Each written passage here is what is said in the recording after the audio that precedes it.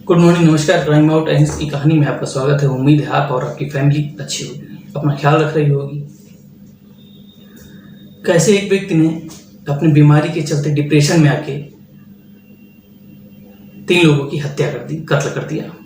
जी हाँ, एक व्यक्ति जो कोलोन कैंसर नामक खतरनाक बीमारी से जूझ रहा था,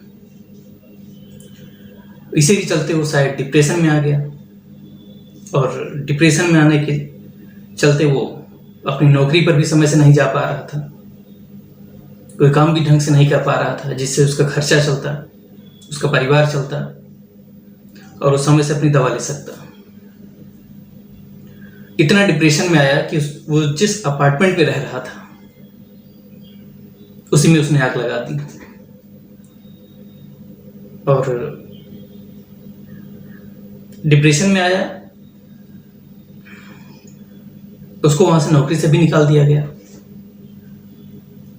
अब नौकरी से निकाल दिया गया, कुछ तो चलता रहा,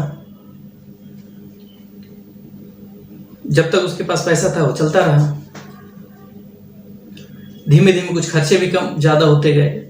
दवा के लिए उसके पैसा इकट्ठा करना था, दवा लाना, घर का खर्च करना, और जहां वो रह रहा था जिस अपार्टमेंट में, वो भी किराए पे था।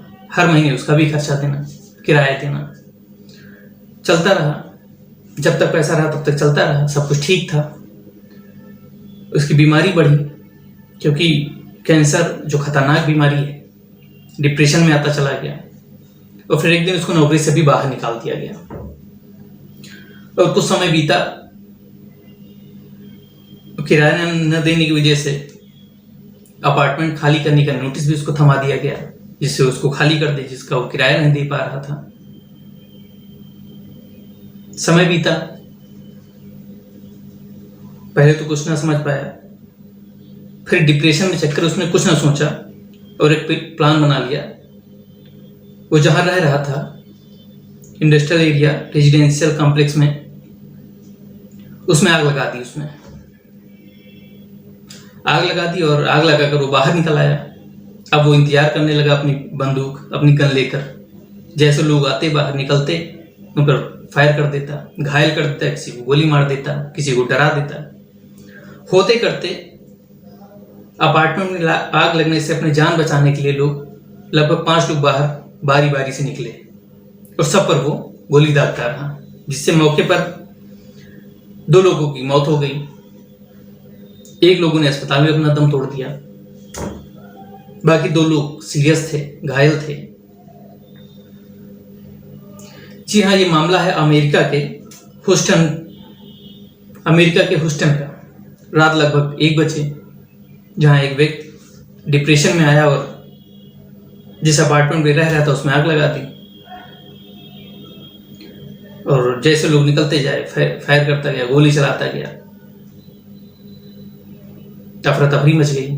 फिर किसी के माध्यम से पुलिस को ये जानकारी मिली कि रेजिडेंशियल कॉम्प्लेक्स में एक व्यक्ति जो बाहर खड़ा है, बिल्डिंग में आग लग गई है, बाहर खड़ा, जैसे लोग निकलते हैं गोली चला देता है, घायल हो जाते हैं लोग। यह सुन पुलिस आनन फानन पहुंची मौके पर।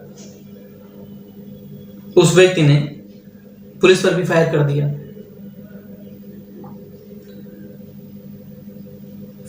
तो पुलिस भी मुठभेड़ करने लगी, जिससे उसको मार गिराया गया, गोली लग गई और वो वहीं पर खत्म हो गया, मर गया।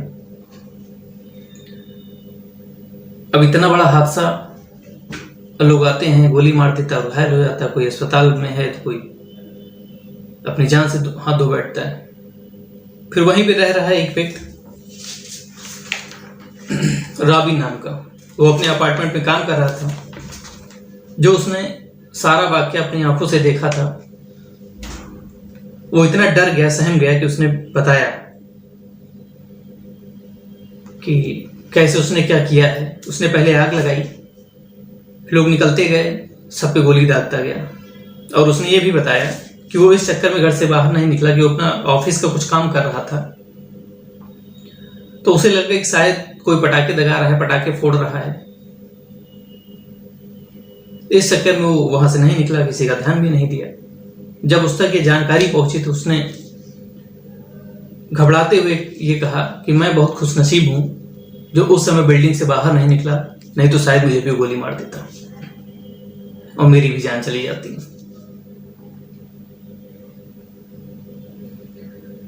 और सबसे बड़ी बात तो ये थी, जिन लोगों पर उसने गोली चलाई, उनकी उम्र 40 से 60 वर्ष के बीच थी। अब मामला यूं कहें कि डिप्रेशन का था, या यूं कहें कि उसके पास पैसा नहीं रह गया था। खैर, कुछ भी है, बात यह है कि अगर जब उसको नौकरी से निकाला गया तो उसकी दिमागी हालत पर गौर करना चाहिए था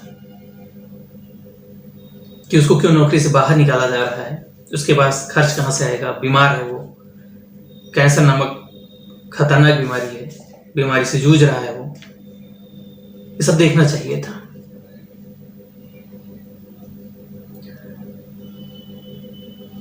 इसी के चलते उस डिप्रेशन में आया और उसने इतना बड़ा कदम उठा लिया कि बिल्डिंग में आग लगाई और जो निकलता उस पर गोली दाग देता, जिससे 2 लोगों की मौत हो जाती मौके पे। 1 लोग अस्पताल में अपना दम तोड़ देते हैं, बल्कि 2 लोग घायल होते हैं।